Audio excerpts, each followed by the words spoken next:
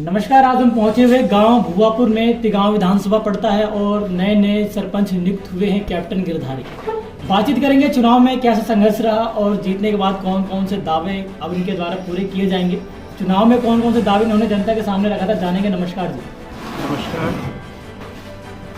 सबसे पहले तो मैं अपने ग्रामवासियों को हार्दिक आभार व्यक्त करता हूँ जिन्होंने मेरे ऊपर विश्वास किया और भारी समर्थन दिया है, और मेरी कोशिश रहेगी कि उनकी जो अपेक्षाएं हैं उनको मैं 100% नहीं, शायद उससे कुछ ऊपर पूरा करूँ। गिरधारी जी, चुनाव से पहले कौन कौन सी समस्या जनता के बीच में आप लेकर गए थे, कौन कौन सी समस्या का समाधान करने के लिए आपने विश्वास जताया था? गांव में सबसे बड़ी समस्या जो थी वो थी सफाई की जी।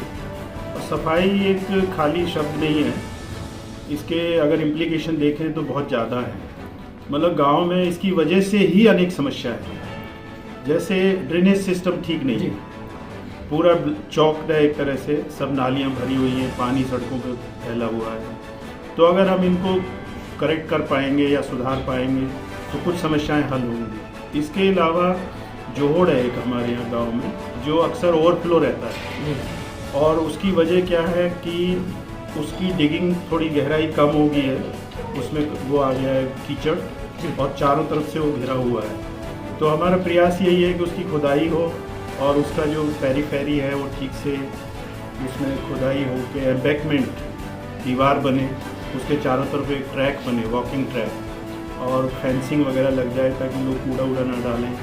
देन एक लाइट वाइट लग के चेयर वगैरह, मतलब एक ऐसा व्यू दिखे जैसे लेक डेवलप हो जाते हैं। तो मेरा विज़न ये है और मैं आशा करता हूँ कि मैं शायद इसमें कामयाब होऊंगा। तो बात करें तिगांव को लेकर, तो तिगांव वीरों का गांव कहा जाता है क्योंकि कई सैनिक यहाँ से शहीद भी हुए हैं और अधिकतर सेना में जो भर्ती हुए थे तिगांव के लोग भर्ती हुए थे। तो सैनिकों की याद में गांव में क्या क्या कार्यक्रम आयोजित किए जाएंगे, आपके द्वारा बताएंगे कुछ आने वाले समय में? हाँ, बहुत अच्छा सवाल है। सैनिकों का योगदान देश की प्रगति में बहुत अहम रहा है। अपने सीमाओं की रक्षा तो वो करते ही हैं जी।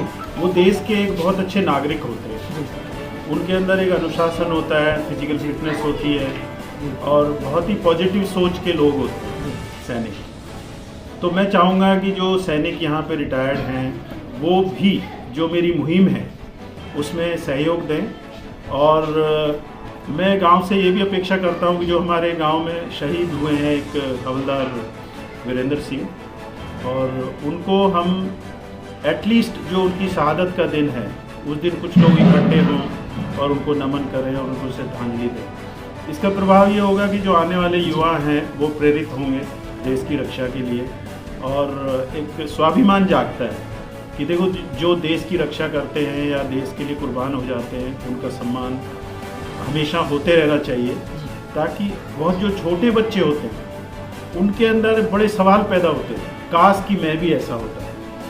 तो ऐसी मेरी प्रयास है, कोशिश करूँगा कि ये चीज़ें भी बनी रहें और इनका भी सम्मान हो। बात करें शिक्षा को लेकर, तो गांव में अक्सर देखा जाता है कि जो बच्चे होते हैं शिक्षा की तरफ ध्यान नहीं दे पाते, या फिर यूँ कहें कि कई जगह पर विद्यालय नहीं हो पाते। तो क्या भुवापुर में ऐसी समस्या है? बिल्कुल है, और मैं बताऊं आपको कि मैं खुद भी आर्मी में शिक्षा से जुड़ा हुआ था, शिक्षा कोर में था। मैंने पहला जो विजिट किया वो हमारे स्कूल में किया। वहाँ की स्थिति बहुत ही दयनीय है। वोट के टाइम भी हमने देखा था, पूरा फ्लोर उखड़ा हुआ है, ऊपर से लीकेज है, इंफ्रास्ट्रक्चर की बहुत ही कमी, कोई उसमें वाइट वॉश नहीं हुआ है, बड़ा ग्लूमी डार्कनेस है पूरे वहाँ पे, कोई पेंटिंग नहीं है दीवारों पे। तो बड़ा अफसोस हुआ कि इतने बड़े गांव का स्कूल इस तरह का है। तो मैं डीओ से भी मिला, डीओ मैम है यहाँ की मुनेश चौधरी, डॉक्टर मुनेश चौधरी, उनसे मिले। उन्होंने हमें प्रॉमिस किया है कि आप प्रोजेक्शन कीजिए जो जो हमारी रिक्वायरमेंट है, मतलब जो एग्जिस्टिंग इंफ्रास्ट्रक्चर है वो कैसा है, उसमें क्या कमी है और आगे क्या रिक्वायरमेंट है। तो वो हमने मैडम को भी बताया है, जो प्रिंसिपल मैम है वो उसको तैयार कर रही है।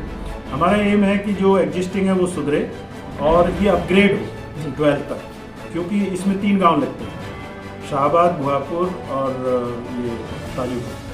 तो इनके बच्चे तकरीबन 250 के करीब अभी बच्चे हैं। अगर इंफ्रास्ट्रक्चर ठीक होगा, पढ़ाई ठीक होगी, तो हो सकता है कि ये संख्या आगे बढ़े और हमें इसको अपग्रेड करने में ज़्यादा मुश्किलें नहीं आएं। तो स्वास्थ्य को लेकर क्या मुहिम चलाई जाएगी, क्योंकि देखा जा रहा है कि आज का जो युवा वर्ग है स्वास्थ्य के प्रति ध्यान नहीं दे रहा है, बुजुर्ग काफ़ी बीमार रहते हैं, तो क्या गांव में अस्पताल या डिस्पेंसरी वगैरह है यहाँ पर? बिल्कुल, यहाँ पे डिस्पेंसरी नहीं है और ये मेरे एक एजेंडा है कि स्वास्थ्य सेवाएं बिल्कुल ही नहीं है, नील हैं। मतलब हमें या तो तिगांव जाना पड़ता है या कोराली में एक हॉस्पिटल है वहाँ जाते हैं, तो बहुत दूर पड़ता है, बहुत दूर पड़ता है। तो मैं चाहता हूँ कि एटलीस्ट यहाँ पे एक प्राइमरी टाइप की डिस्पेंसरी हो, जहाँ अगर डेली भी ना तो वीक में 2-3 दिन कोई डॉक्टर बैठें और कोई स्टाफ रहे, तो लोगों की जो छोटी मोटी बीमारियाँ हैं उनको अटेंड कर सकें। इसके अलावा मेरा दूसरा फोकस ये भी है कि बच्चे जो हैं, जैसे खेल कूद में अगर ज़्यादा इंटरेस्ट लेंगे तो शायद बीमारियां कम होंगी। तो हमारा जो स्टेडियम है वो अभी उस लेवल का नहीं है, लोग जाते तो हैं पर इतना अच्छा नहीं है, वो जस्ट लाइक खेत की तरह जुता हुआ है और ट्रैक भी इतना अच्छा नहीं है। तो मैं चाहता हूँ कि एटलीस्ट ऐसा कुछ हो जाए, ओपन जिम वहाँ बने और कोई शेड वगैरह थोड़े प्रॉपर हो, बाथरूम वगैरह बिल्कुल भी नहीं है कोई, क्योंकि अगर घंटा 2 घंटा खेल रहा है तो पीने का पानी और ये सब होना चाहिए वहाँ पे। तो अगर इंफ्रास्ट्रक्चर ठीक होगा तो लोग अट्रैक्ट होंगे वहाँ। और खेल एक बहुत ही बुनियादी एस्पेक्ट है जीवन का। जो लोग खिलाड़ी होते हैं ना, उनके अंदर बहुत से गुण अपने आप आते हैं, सहन शक्ति, वो कभी भी मतलब ऐसी गतिविधियों में इन्वॉल्व नहीं होते जो देश या समाज या गांव के लिए हानिकारक है। ये मेरा है इरादा कि मैं उस पर भी कुछ काम करूँगा। सर, बात करें फतेहपुरा गांव से जब भुआपुर की तरफ आते हैं तो गांव के एंट्री पॉइंट पे कई बार देखा था कि अंधेरा है, वहाँ पे लाइटें भी नहीं लगाई गई हैं। वहाँ पे कई बार लोगों ने मांग की कि वहाँ पे लाइटें हों, तो क्या ऐसा होगा पूरा? लाइट पहले भी लगी हैं लेकिन वो कम है, क्योंकि खाली फतेहपुरा नहीं, बहुत सी जगह हम जब वोट मांग रहे थे तो हमने खुद देखा बिल्कुल गोप अंधेरा था। जैसे एक हमारे गांव का होली चौक है जहाँ होली दहन होता है, वो बहुत ही एक प्राइम लोकेशन है गांव की और बड़ा धार्मिक महत्व है उसका, तो वहाँ भी लाइट नहीं है। लोगों ने कहा कि देखो इतना यहाँ पे इग्नोर किया है वो एरिया। इसके अलावा फिरनी में कहीं लाइट नहीं है, जो मेन फिरनी है हमारी साइड, जोर साइड में, वहाँ पे लाइट नहीं है। कुछ लोग थोड़े से एक्सटेंडेड विलेज कह सकते हैं जो साइडों में रोड निकल के बसे हुए हैं, वहाँ भी कोई लाइट नहीं है।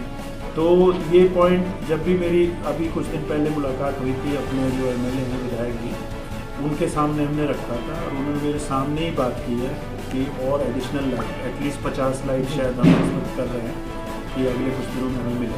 तो गाँव भुआपुर की जनता को क्या संदेश देना चाहेंगे आप अपने माध्यम से? संदेश मेरा यही है कि जो जैसा मैं सोचता हूँ या पंचायत सोचती है या जो लोगों के विचार हैं उनको हम पूरा कर पाएँ, उसमें मुझे गांव का सहयोग चाहिए, गांव की जनता का पूरा सहयोग चाहिए। क्योंकि गांव में छोटी छोटी बातों पे लोग रुकावट डालते हैं हर काम में, तो उससे काम रुक जाते हैं। क्योंकि ये ज़बरदस्ती नहीं होते हैं पंचायत के काम कि कहीं अगर आप कुछ प्रोग्रेसिव काम कर रहे हो, कोई एक आदमी भी कह देता है नहीं ये यहाँ नहीं करेंगे, आप ये रुकावट डालते हैं। तो मेरी आशा है और अपेक्षा भी है कि उसमें पूरा सहयोग करें, वो गांव के लोगों के लिए, किसी इंडिविजुअल के लिए नहीं। तो यही मेरा संदेश है और मिलजुल के रहें सब। Thank you.